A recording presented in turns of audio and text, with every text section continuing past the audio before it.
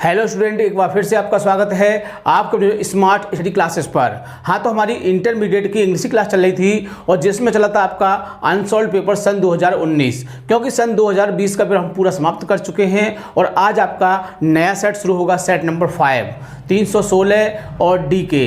यानी कि देखा जाए तो ये सेट भी बहुत अच्छा है और इसके क्वेश्चन भी बहुत बढ़िया है। हो सकते हैं कि सन 2021 में आपको इसमें से काफ़ी क्वेश्चन देखने को मिले हैं, इसलिए इस पूरे पेपर को आप बहुत ही बढ़िया तरह से तैयार करोगे।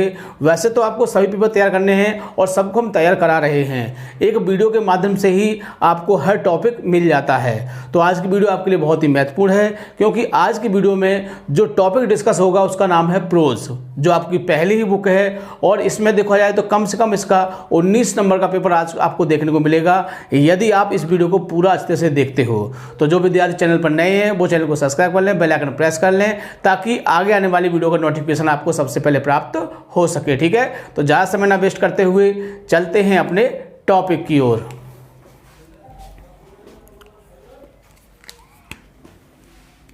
क्लास 12th इंग्लिश, यानी कि 12th क्लास की इंग्लिश की क्लास चल रही थी और जिसमें चल रहा था आपका अनसॉल्व पेपर सन 2019। क्या चल रहा था? अनसॉल्व पेपर सन 2019, और जिसमें हम डिस्कस कर रहे थे सेट नंबर 5 316 डी के, यानी कि इस सेट का नाम है। और जिन विद्यार्थियों के पास अनसॉल्व पेपर नहीं है तो वो भी इस क्लास को बहुत ही आसानी से समझ सकते हैं, बिल्कुल भी उनको कोई दिक्कत नहीं होगी, क्योंकि हम हर चीज़ को यहाँ पर इंडिकेट कर देते हैं ताकि आप उसे समझ सकें अच्छी तरह से। ठीक है, और जिन विद्यार्थियों के पास अनसॉल्व है तो वो उनको आसानी से देख भी सकते हैं। ठीक है, तो जो हमारी वीडियो है वो सबके लिए लाभदायक है, चाहे उसके पास अनसॉल्व हो या फिर ना हो। ठीक है, तो देखिए शुरू करते हैं इसको। सबसे पहला क्वेश्चन होता है explain with reference to the context anyone, यानी एग्जाम में आपको 2 पैसेज दिए होंगे और जिसमें से आपको किसी एक का आपको रेफरेंस, कॉन्टेक्स्ट और एक्सप्लेनेशन लिखना होगा, जिसके लिए आपको 10 मार्क्स मिलेंगे। कितने नंबर मिलेंगे? यानी कि ये क्वेश्चन 10 नंबर का आता है। और देखो, मैं पहले भी आपको बता चुका हूँ, इसके जो मोस्ट इंपोर्टेंट अपने एक्सप्लेन कराए थे उसमें मैंने बताया था कि सबसे मुख्य जो टॉपिक होता है वो हमारा रेफरेंस होता है। यदि आपने रेफरेंस को ठीक से समझ लिया, पैसेज को आपने पहचान लिया, तो बहुत ही आसानी से इस टॉपिक को आप कर सकते हो। और यदि आपका ये टॉपिक सही है, आपका रेफरेंस सही है, तो मैं गारंटी देता हूँ कि आपके 9 नंबर कहीं नहीं गए। कितने? यानी कि 10 में से आपको 9 मार्क्स बहुत ही अच्छी तरह से मिल सकते हैं। कब? जब आपका ये रेफरेंस टॉपिक सही होगा। और यदि आपने रेफरेंस गलत लिख दिया तो मैं मान के चलता हूं कि आपके अगर 5 नंबर भी आ जाए तो बहुत मानना। ठीक है, क्यों? कि जो मुख्य जो चीज़ होती है, मुख्य जो टॉपिक होता है वो आपका रेफरेंस ही होता है। ये कॉन्टेक्स्ट और एक्सप्लेनेशन हर स्टूडेंट लिख सकता है, किसी को भी कोई दिक्कत नहीं होगी, लेकिन जो गलती होती है वो सिर्फ रेफरेंस में होती है। ठीक है, इसलिए आपको सबसे ज़्यादा फोकस इसके चैप्टर के नेम और उसके राइटर के नेम पर करना है। ठीक है, तो शुरू करते हैं। पहला ही पॉइंट होता है आपका रेफरेंस। तो इसमें देखो, हमने जो आपका पैसेज है उसका शुरू का वर्ड है इसमें यू मस्ट और लास्ट का है जनरेशन। ठीक है, तो देखो जनरेशन शब्द देखो आपके जो अगला चैप्टर है उसमें भी आया है, इसलिए आपको इसको सोच समझ के पहचानना है, क्योंकि अक्सर गलती हो जाती है। तो देखो मैं इसको बता देता हूँ, क्योंकि जो लास्ट के दोनों चैप्टर हैं आपके वुमेन्स एजुकेशन और हेरिटेज ऑफ इंडिया, उनके जो पैसेज हैं वो लगभग समान हैं, कुछ कुछ उसमें समानता सी पाई जाती है, इसलिए आपको इसको अच्छी तरह से ध्यान रखना है। तो देखो इसमें है आपका जो दिया हुआ है, ये है आपका इसमें you must try therefore to find out what is required of you in this generation. तो इसमें जनरेशन शब्द दिया है, तो इससे हम बहुत ही आसानी से इसको पहचान सकते हैं। और लास्ट में भी इसमें जनरेशन आ रहा है, और भी इसमें बहुत सारे वर्ड दिए हैं, चेंजिंग वाले शब्द हैं, चेंजिंग कंडीशन, यानी देश की जो दशा बदलनी है, तो वो भी वर्ड इसमें आ गए हैं। तो इस तरह से हम बहुत ही आसानी से इसको पहचान सकते हैं और इसका सही रेफरेंस आपको लिखना है। ठीक है, तो शुरू करते हैं। These lines have been taken from the lesson, यानी कि ये पंक्तियां ली गई हैं, वो किससे ली गई हैं? वुमेन्स एजुकेशन नामक पाठ से ली गई हैं, रिटन बाई एस राधाकृष्णन, और इन्हें राधाकृष्णन नामक व्यक्ति ने, जो इसके लेखक हैं, उन्होंने इसको लिखा है। तो बहुत ही अच्छे लेखक हैं ये, और बहुत ही बढ़िया बातें कही गई हैं इसमें। क्योंकि इस चैप्टर में महिलाओं के ऊपर बहुत ज़्यादा जोर दिया गया है कि महिलाओं को शिक्षित होना चाहिए और बाकी में ही महिलाओं को शिक्षित होना चाहिए। क्योंकि जब महिलाएं शिक्षित होती हैं तो हम आपको पहले ही बता चुके हैं कि पुरुष पढ़ने से केवल एक परिवार में वृद्धि होती है, एक परिवार का ही लाभ होता है। यदि एक महिला शिक्षित हो जाती है तो 2 परिवार शिक्षित हो जाते हैं, 2 परिवारों को उसका लाभ मिलता है। अगला है कॉन्टेक्स्ट। इन दीज लाइन्स यानी इन पंक्तियों में द राइटर टेल्स अस, लेखक हमें बताता है अबाउट वुमेन्स एजुकेशन। किसके बारे में? वुमेन्स एजुकेशन के बारे में बताता है कि जो महिलाओं की शिक्षा होती है वो क्या होती है। ही सेज, वह कहता है that we must improve women's education, वह कहते हैं कि हमें महिलाओं की शिक्षा को सुधारना है। We must not only think about long education, हमें केवल उच्च शिक्षा के बारे में नहीं सोचना है। यानी वो कहते हैं कि हमें केवल उस उच्च शिक्षा के बारे में नहीं सोचना है, बट ऑल्सो चीफ एजुकेशन, जो मुख्य शिक्षा है उसके बारे में भी सोचना है।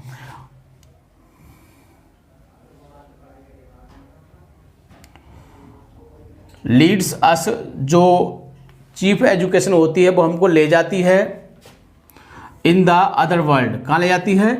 दूसरे संसार में ले जाती है। ठीक है, तो बहुत ही आसानी से इसको आप कर सकते हैं, बिल्कुल भी आपको दिक्कत नहीं होगी। अगला है आपका एक्सप्लेनेशन। द ऑथर सेज, यानी कि लेखक कहता है दैट की मॉडर्न एजुकेशन, जो हमारी आधुनिक शिक्षा है, इज डिफेक्टिव, कैसी है? दोषपूर्ण है। यानी कि लेखक का भाव है कि जो हमारी आज की शिक्षा है वो कैसी है? वो दोषपूर्ण है, मतलब उसमें बहुत सारी कमियां हैं। द इंस्टीट्यूट संस्थाएं which give the education for girls, संस्थाएं जो लड़कियों को शिक्षा देती हैं, आर नॉट प्रॉपर, वो उचित नहीं है, मतलब ठीक नहीं है। Our education must be deep as well as broad, हमारी जो शिक्षा है वो गहन और विस्तृत होनी चाहिए। इन द प्रेजेंट टाइम्स, वर्तमान समय में, आवर स्कूल्स एंड कॉलेजेस, वर्तमान समय में हमारे जो स्कूल और कॉलेज हैं, do not give deep knowledge, वो गहन ज्ञान नहीं देते हैं। यानी आजकल जो कॉलेज हैं वो गहन ज्ञान नहीं देते हैं। आफ्टर बिकमिंग लर्नड, यानी कि ज्ञानवान एंड स्किलफुल, और कुशल, ज्ञानवान और कुशल होने के बाद, we have not aim of life, जीवन का कोई उद्देश्य नहीं होता है। यानी सब कुछ करने के बाद भी जीवन का कोई उद्देश्य नहीं होता है। एमलेस पर्सन, जो उद्देश्यहीन व्यक्ति है, जिसके पास कोई एम ही नहीं है।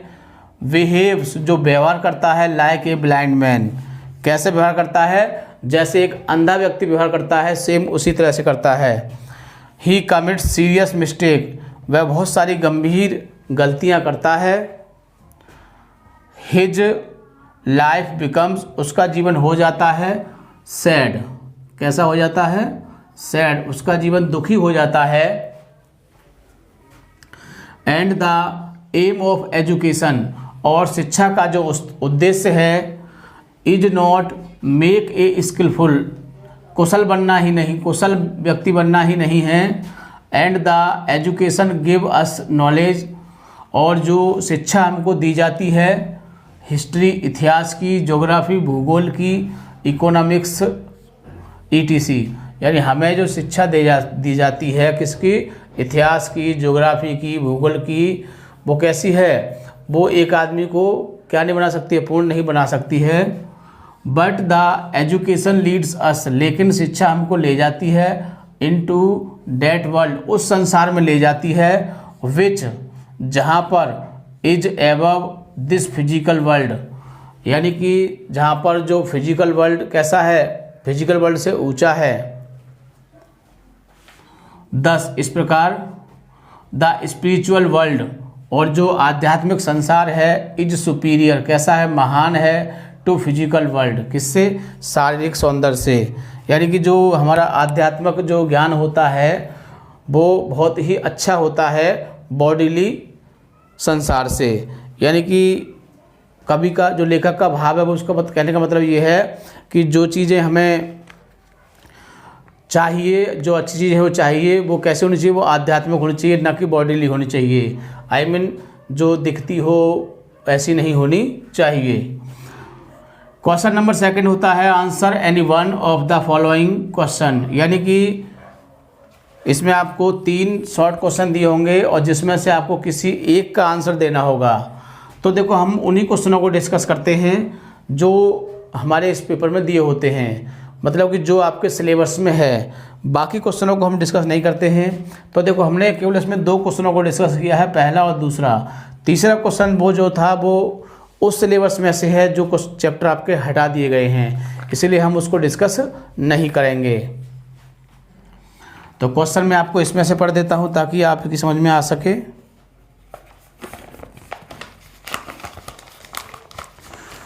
Why did million of people leave Pakistan for India, यानी कि लाखों लोग पाकिस्तान को छोड़ के भारत क्यों आए थे। लाखों लोग पाकिस्तान को छोड़ के भारत क्यों आए थे। तो लाखों लोग पाकिस्तान को छोड़ के भारत आए थे, धर्म की लड़ाई के कारण आए थे, जातिवाद की लड़ाई के कारण आए थे। तो इस तरह से कुछ कारण थे, वो इसलिए वहाँ से आए थे, धर्म की लड़ाई के कारण भी आए थे। तो मिलियन ऑफ पीपुल, लाखों लोग लेफ्ट पाकिस्तान, पाकिस्तान को छोड़ के फॉर इंडिया, कहाँ आए थे, भारत में आए थे। Due to partition between India and Pakistan, किसके, भारत और बंटवारे के कारण वो पाकिस्तान को छोड़ के इंडिया में आए थे। तो बात समझ गए होंगे। And by the fear of religious fanaticism, और धर्म की जो लड़ाई चल रही थी उसके कारण भी आए थे, क्योंकि वहाँ धर्म की भी लड़ाई हो रही थी कि हम हिंदू हैं, हम मुस्लिम हैं, इस कारण भी वहाँ पर ये बातें चल रही थी, इसीलिए वो पाकिस्तान को छोड़ के इंडिया आए थे। तो बहुत ही अच्छा क्वेश्चन है, अच्छी तरह से आपको इसको याद करना है। हो सकता है कि सन 2021 में आपको देखने को मिले। अगला क्वेश्चन देख लेते हैं। दूसरा वाला क्वेश्चन क्या कहता है,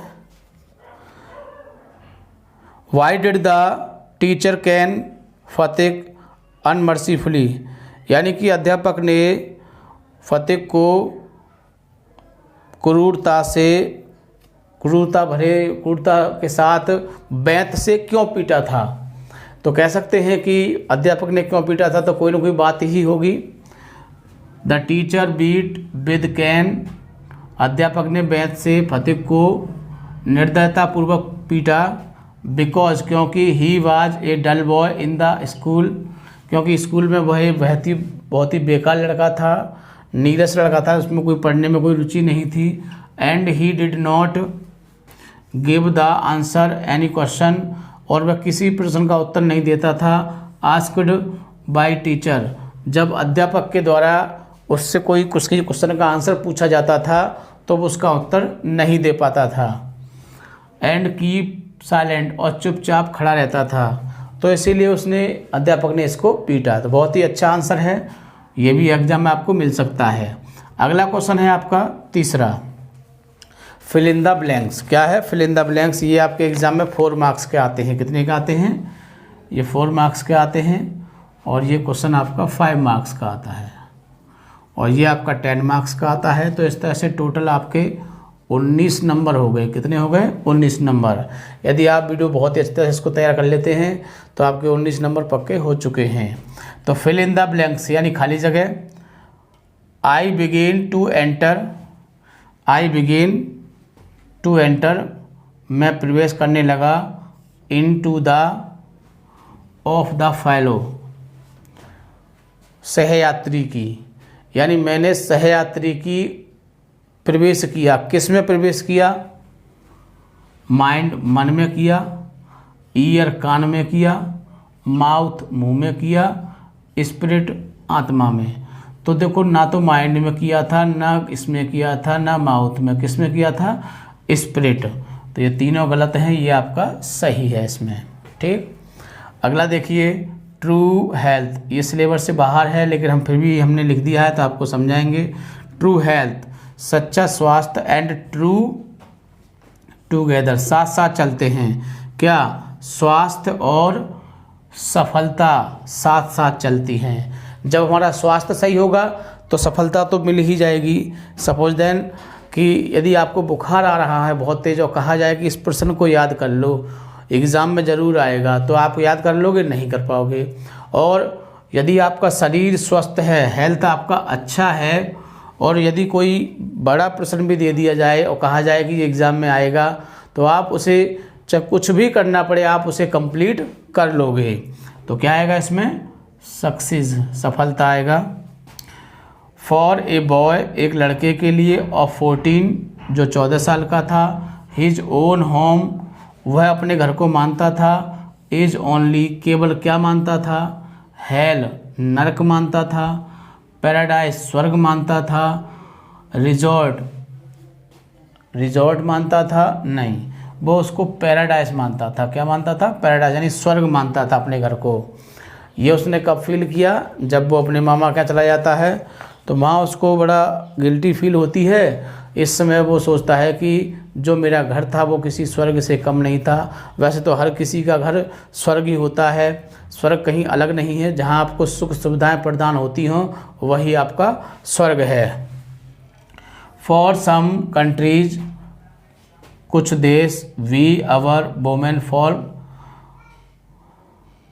नेग्लेक्टेड, क्या आएगा इसमें? नेग्लेक्टेड का आएगा सी। फॉर सम कंट्रीज, कुछ देश, बी आवर वोमेन फॉक, जिन्होंने महिलाओं के उसको छोड़ दिया है, नेगलेक्ट कर दिया है, तो क्या आएगा इसमें? नेगलेक्ट आ जाएगा आपका। इस तरह से बहुत ही आसानी से इसको आप कर सकते हैं।